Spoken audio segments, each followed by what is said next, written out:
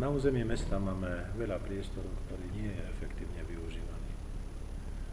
Starý park, áno, by som chcel vo svojom volebnom programe zrevitalizovať ako oddychovú relaxačnú zónu s napojením už na rekonštruovaný historický kaštieľ a rekonštrukciou malého kaštieľa.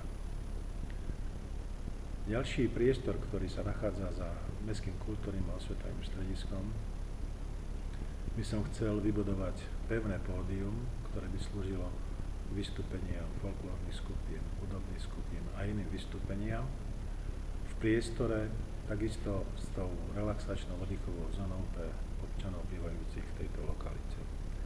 Vo večerných hodinách s možnosťou premietania filmu.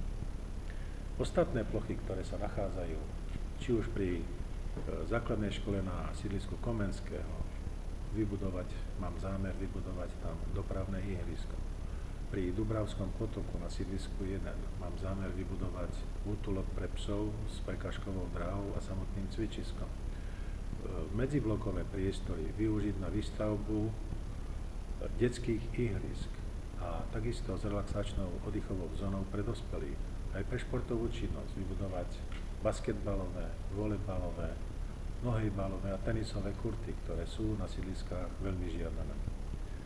Plochy, ktoré sú málo využívané občanmi, len preto, že sú tam obrovské výtelky, áno, urobiť z nich odstavné plochy, parkovacie miesta, kde skutočne auta parkujú či už na cestách, braniach v premávke, alebo na zelených trávnikoch.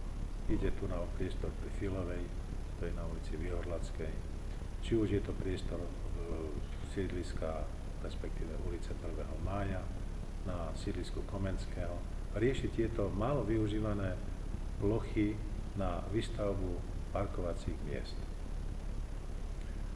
Plochu, ktorá je pri základnej škole, 5. základnej škole, mám zámer vybudovať na tejto ploche plavareň so zimným štadiónom a časť tejto plochy pred starou lekárňou použiť pre výstavbu odstavných ploch pre návštevníkov týchto zariadení.